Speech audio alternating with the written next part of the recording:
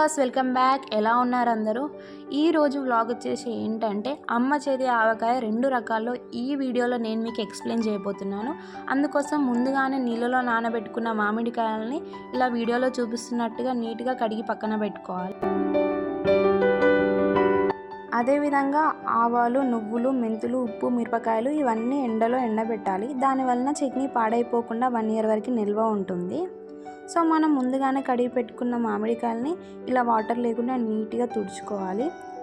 Next ఇలా వీడియోలో చూపిస్తున్నట్టుగా పైన పొట్టంతా తీసేయాలి. నేను మీకు 2 రకాల చట్నీ అని చెప్పాను కదా, అందులో ఇది ఫస్ట్ టైప్ అన్నమాట.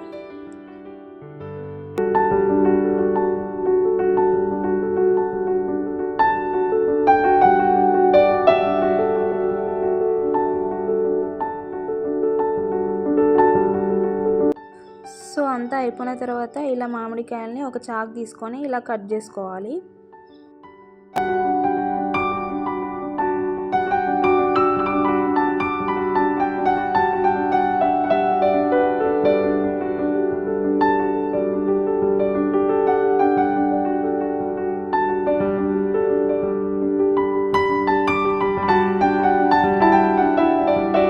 తర్వాత మనం కట్ చేసుకున్న మామిడికాయలు తీసుకొని ఇలా ఒక ఇలపిటార్ కొడలతో ఇట్లా కోసుకున్నట్టయితే మనకి చట్నీకి కావాల్సిన పీసెస్ అనేటివి రెడీ అయిపోతాయి.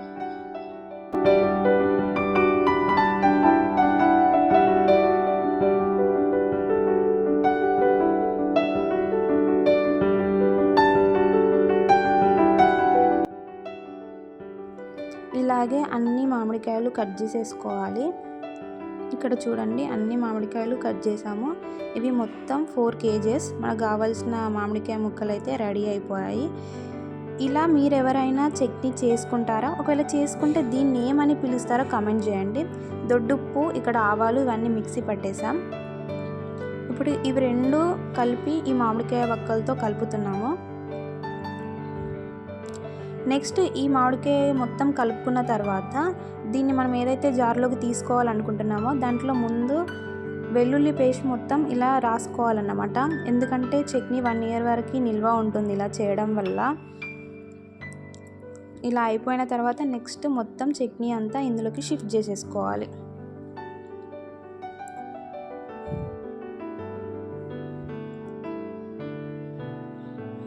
ఆల్మోస్ట్ ఈ చట్నీ అయితే రెడీ అయిపోయినట్టే. దీన్ని అయితే ఒక 2-3 days వరకు పక్కన పెట్టుకోవాలి. సో నెక్స్ట్ మనం అందరికీ తెలిసిన ఈ ఆవకాయ పచ్చడిలోకి అయితే ఎంటర్ అయిపోదాం. ఇలా మా డాడీ కట్ చేస్తున్నారు, నేనైతే జీడి ఒలుస్తున్నా.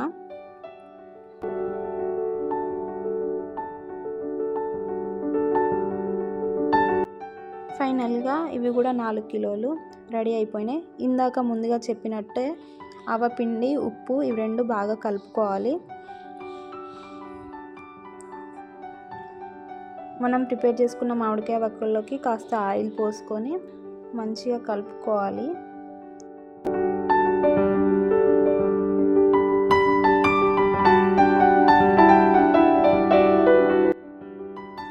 ఆ తర్వాత పొట్టు తీసుకున్న ఇలా వెల్లుల్లిపాయల్ని ఇందులో యాడ్ చేసుకోవాలి. అదేవిధంగా ఆవపిండి, ఉప్పు కలుపుకొని ఇవన్నీ జార్లోకి షిఫ్ట్ చేసేసుకోవాలి.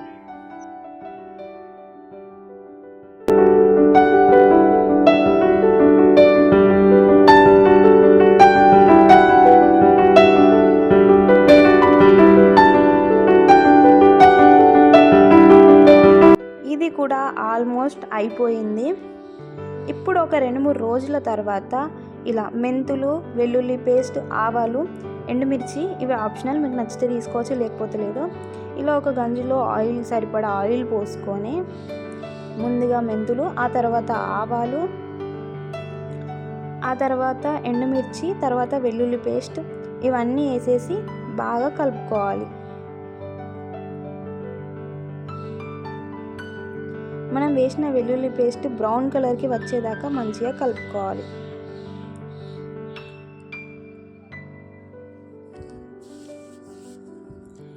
ఇలా బ్రౌన్ కలర్కి వచ్చిన తర్వాత స్టవ్ ఆఫ్ చేసుకొని ఆయిల్ మొత్తం చల్లారేదాకా పక్కన పెట్టుకోవాలి. తర్వాత సరిపడా కారం ఆయిల్లో మిక్స్ చేసుకోవాలి. ఇలా మొత్తం మంచిగా మిక్స్ చేసుకున్న తర్వాత మనం 3 days బ్యాక్ ప్రిపేర్ చేసుకున్న మామిడికాయ చట్నీని ఇందులో కలుపుకోవాలి.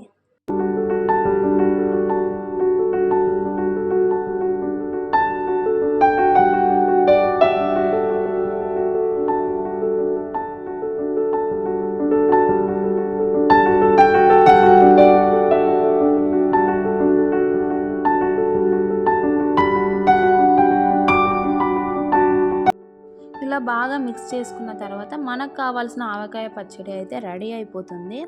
ఇలా బాగా కలుపుకొని ఇంతకుముందు జార్లోకి చట్నీ అంతా షిఫ్ట్ చేసేసుకోవాలి. మనకి ఈ చట్నీ అనేది 1 year వరకు నిల్వ ఉంటుంది. దీన్ని వచ్చేసి మా సైడ్ అయితే వక్క తొక్కు లేదా సోయ తొక్కు అని అంటారు. ఇవే కాకుండా మీ సైడ్ ఇంకేదైనా కొత్త పేరుతో పిలిస్తే తప్పకుండా కామెంట్ చేయండి.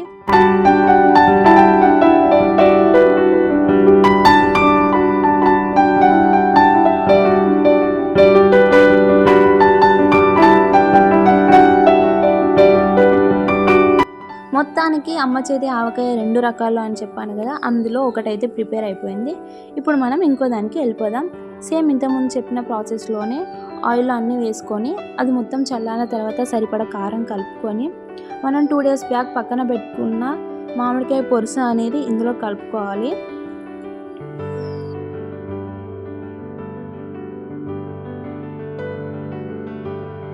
ఇలా మొత్తం మిక్స్ చేసిన తర్వాత మనకు కావాల్సిన ఆవకాయ పచ్చడి అయితే రెడీ అయిపోతుంది. మీరు ఎప్పుడైనా ఇలా ఆవకాయ పచ్చడి ట్రై చేశారా?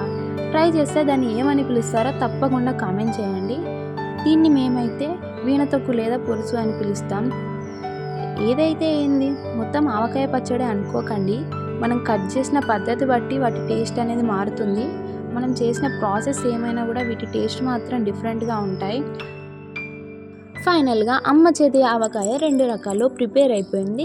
వీటిని లిడ్స్ క్లోజ్ చేసేసుకొని పైనుండి ఒక క్లాత్తో కట్టుకొని పక్కన పెట్టుకున్నట్టయితే ఈ చట్నీ అనేది 1 year వరకు నిల్వ ఉంటుంది.